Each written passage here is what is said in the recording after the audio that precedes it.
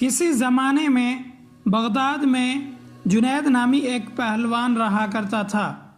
پورے بغداد میں اس پہلوان کے مقابلے کا کوئی نہ تھا۔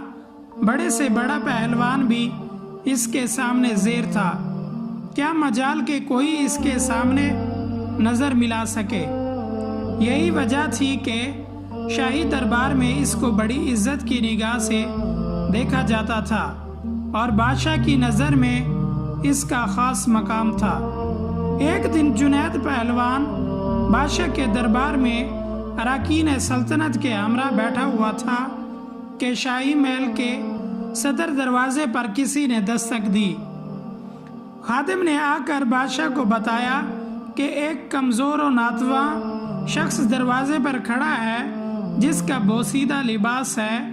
کمزوری کا یہ عالم ہے کہ زمین پر کھڑا ہونا مشکل ہو رہا ہے۔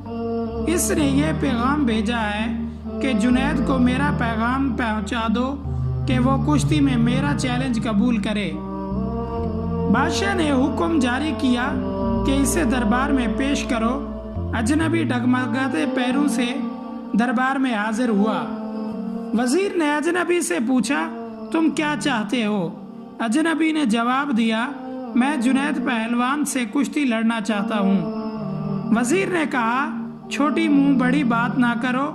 کیا تمہیں معلوم نہیں جنید کا نام سن کر بڑے بڑے پہلوانوں کو پسینہ آ جاتا ہے؟ پورے شہر میں اس کے مقابلے کا کوئی نہیں اور تم جیسے کمزور شخص کا جنید سے کشتی لڑنا تمہاری ہلاکت کا سبب بھی ہو سکتا ہے۔ اجنبی نے کہا، جنید پہلوان کی شہرت ہی مجھے کھینچ کر لائی ہے اور میں آپ پر یہ ثابت کر کے دکھاؤں گا کہ جنید کو شکست دینا ممکن ہے۔ میں اپنا انجام جانتا ہوں، آپ اس بحث میں نہ پڑیں بلکہ میرے چیلنج کو قبول کیا جائے۔ یہ تو آنے والا وقت بتائے گا کہ شکست کس کا مقدر ہوتی ہے۔ جنید پہلوان بڑی حیرت سے آنے والے اجنبی کی باتیں سن رہا تھا۔ بادشاہ نے کہا، اگر سمجھانے کے باوجود یہ بضد ہے تو اپنے انجام کا یہ خود ذمہ دار ہے، لہٰذا اس کا چیلنج قبول کر لیا جائے۔ بادشاہ کا حکم ہوا اور کچھ ہی دیر کے بعد تاریخ اور جگہ کا اعلان کر دیا گیا اور پورے بغداد میں اس چیلنج کا تہلکہ مچ گیا۔ ہر شخص کی یہ خواہش تھی کہ اس مقابلے کو دیکھے۔ تاریخ جوں جوں قریب آتی گئی، لوگوں کا اشتیاق بڑھتا گیا۔ ان کا اشتیاق اس وجہ سے تھا کہ آج تک انہوں نے تنکے اور پہاڑ کا مقابلہ نہیں دیکھا تھا۔ دور دراز ملکوں سے بھی سیاح یہ مقابلہ دیکھنے کے لیے آنے لگے۔ جنید کے لیے یہ مقابلہ بہت پراسرار تھا اور اس پر ایک انجانی سی ہیبت طاری ہونے لگی۔ انسانوں کا ٹھاٹھے مارتا سمندر شہر بغداد میں امڈ آیا تھا۔ جنید پہلوان کی ملک گیر شہرت کسی تعارف کی محتاج نہ تھی۔ اپنے وقت کا مانا ہوا پہلوان آج ایک کمزور اور ناتواں انسان سے مقابلے کے لیے میدان میں اتر رہا تھا۔ کھاڑے کے اطراف لاکھوں انسانوں کا ہجوم اس مقابلے کو دیکھنے آیا ہوا تھا۔ بادشاہ اپنی سلطنت کے اراکین کے ہمراہ اپنی کرسی پر بیٹھ چکا تھا۔ جنید پہلوان بھی بادشاہ کے ہمراہ آ گیا تھا۔ سب لوگوں کی نگاہیں اس پراسرار شخص پر لگی ہوئی تھی جس نے جنید جیسے نامور پہلوان کو چیلنج دے کر پوری سلطنت میں تہلکہ مچا دیا تھا۔ مجمع کو یقین نہیں آ رہا تھا کہ اجنبی مقابلے کے لیے آئے گا، پھر بھی لوگ شدت سے اس کا انتظار کرنے لگے۔ جنید پہلوان میدان میں اتر چکا تھا۔ اس کے حامی نعرے لگا کر حوصلہ بلند کر رہے تھے کہ اچانک وہ اجنبی لوگوں کی صفوں کو چیرتا ہوا اکھاڑے میں آیا۔ ہر شخص اس کمزور اور ناتواں شخص کو دیکھ کر حیرت میں پڑ گیا۔ جو شخص جنید کی ایک پھونک سے اڑ جائے، اس سے مقابلہ کرنا دانش مندی نہیں۔ لیکن اس کے باوجود سارا مجمع دھڑکتے دلوں کے ساتھ اس کشتی کو دیکھنے لگا۔ کشتی کا آغاز ہوا، دونوں آمنے سامنے ہوئے، ہاتھوں میں ہاتھ ڈالے گئے، پنجہ آزمائی شروع ہوئی۔ اس سے پہلے کہ جنید کوئی داؤ لگا کر اجنبی کو زیر کرتا، اجنبی نے آہستہ سے کہا، اے جنید، ذرا اپنا کان میرے قریب لاؤ، میں آپ سے کچھ کہنا چاہتا ہوں۔ اجنبی کی بات سن کر جنید قریب ہوا اور کہا، کیا کہنا چاہتے ہو؟ اجنبی بولا، اے جنید، میں کوئی پہلوان نہیں ہوں، زمانے کا ستایا ہوا ہوں، میں آل رسول صلی اللہ علیہ وآلہ وسلم ہوں۔ سید گھرانے سے میرا تعلق ہے۔ میرا ایک چھوٹا سا کنبہ کئی ہفتوں سے فاقوں میں مبتلا جنگل میں پڑا ہوا ہے۔ چھوٹے چھوٹے بچے شدت بھوک سے بے جان ہو چکے ہیں۔ خاندانی غیرت کسی سے 10 سے سوال نہیں کرنے دیتی۔ بڑی مشکل سے یہاں تک پہنچا ہوں۔ میں نے اس امید پر تمہیں کشتی کا چیلنج دیا ہے کہ تمہیں حضور اکرم صلی اللہ علیہ وآلہ وسلم کے گھرانے سے عقیدت ہے۔ آج خاندان نبوت کی لاج رکھ لیجئے۔ میں وعدہ کرتا ہوں، آج اگر تم نے میری لاج رکھی تو کل میدان محشر میں اپنے نانا جان سے عرض کر کے فتح و کامرانی کا تاج تمہارے سر پر رکھواؤں گا۔ تمہاری ملک گیر شہرت اور اعزاز کی ایک قربانی خاندان نبوت کے سوکھے ہوئے چہروں کی شادابی کے لیے کافی ہوگی۔ تمہاری یہ قربانی کبھی بھی ضائع نہیں ہونے دی جائے گی۔ اجنبی شخص کی یہ چند جملے جنید پہلوان کے جگر میں اتر گئے۔ اس کا دل گھائل اور آنکھیں اشک بار ہو گئیں۔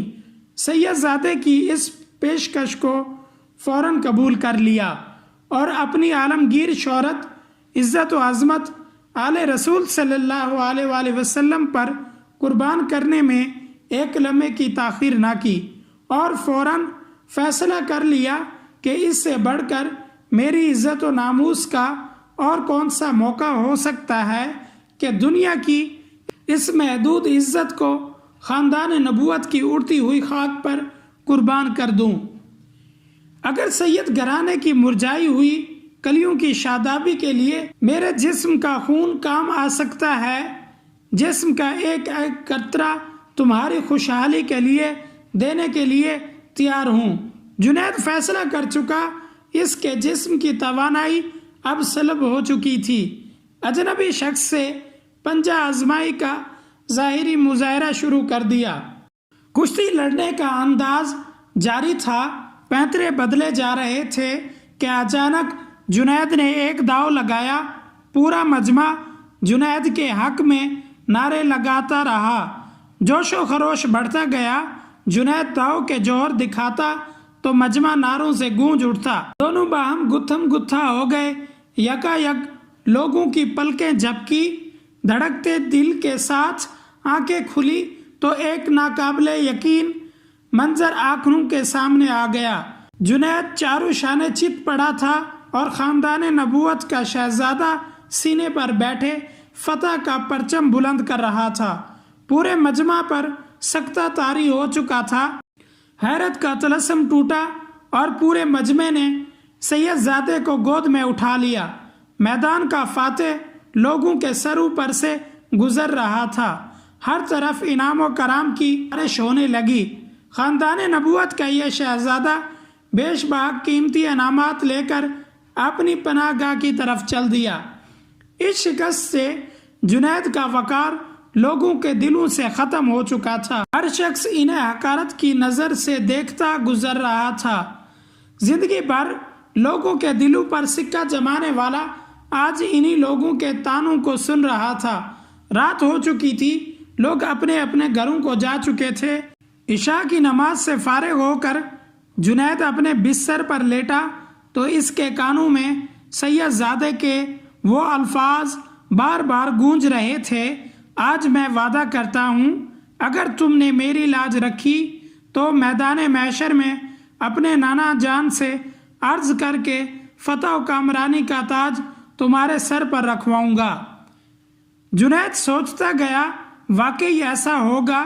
کیا مجھے یہ شرف حاصل ہوگا کہ حضور سرور کونین حضرت محمد صلی اللہ علیہ وآلہ وسلم کے مقدس ہاتھوں سے یہ تاج میں پہنوں گا، نہیں نہیں، میں اس قابل نہیں، لیکن خاندان نبوت کے شہزادے نے مجھ سے وعدہ کیا ہے۔ آل رسول صلی اللہ علیہ وآلہ وسلم کا وعدہ غلط نہیں ہو سکتا۔ یہ سوچتے ہوئے جنید نیند کی آغوش میں پہنچ چکا تھا۔ نیند میں پہنچتے ہی دنیا کے حجابات نگاہوں کے سامنے سے اٹھ چکے تھے۔ ایک حسین نواب نگاہوں کے سامنے تھا اور گنبد خضرا کا سبز گنبد نگاہوں کے سامنے جلوہ گر ہوا، جس سے ہر سمت روشنی بکھرنے لگی۔ ایک نورانی ہستی جلوہ فرما ہوئی، جن کے حسن و جمال سے جنید کی آنکھیں خیرہ ہو گئیں۔ دل کیف سرور میں ڈوب گیا۔ جنید سمجھ گئے یہ تو میرے آقا ہیں جن کا میں کلمہ پڑھتا ہوں۔ فوراً قدموں سے لپٹ گئے۔ حضور اکرم صلی اللہ علیہ وآلہ وسلم نے فرمایا، اے جنید، اٹھو، قیامت سے پہلے اپنی قسمت کی سرفرازی کا نظارہ کرو۔ نبی زادوں کی ناموس کے لیے شکست کی ذلتوں کا انعام قیامت تک قرض نہیں رکھا جائے گا۔ سر اٹھاؤ، تمہارے لیے فتح و کرامت کے دستار لے کر آیا ہوں۔ آج سے تمہیں عرفان و تقرب کے سب سے اونچے مقام پر فائز کیا جاتا ہے۔ تمہیں اولیاء کرام کی سروری کا اعزاز مبارک ہو۔ ان کلمات کے بعد حضور سرور کونین حضرت محمد صلی اللہ علیہ وآلہ وسلم نے جنید پہلوان کو سینے سے لگایا، اور اس موقع پر حضور اکرم صلی اللہ علیہ وآلہ وسلم نے حالت خواب میں جنید کو کیا کچھ عطا کیا، اس کا اندازہ مشکل ہے۔ اتنا اندازہ ضرور لگایا جا سکتا ہے کہ جب جنید نیند سے بیدار ہوئے تو ساری کائنات چمکتے ہوئے آئینے کی طرح ان کی نگاہوں میں آ گئی تھی۔ ہر ایک کے دل جنید کے قدموں پر نثار ہو چکے تھے۔ بادشاہ وقت نے اپنا قیمتی تاج سر سے اتار کر ان کے قدموں میں رکھ دیا تھا۔ بغداد کا یہ پہلوان حضرت جنید بغدادی رحمۃ اللہ علیہ کے نام سے سارے عالم میں مشہور ہو چکا تھا۔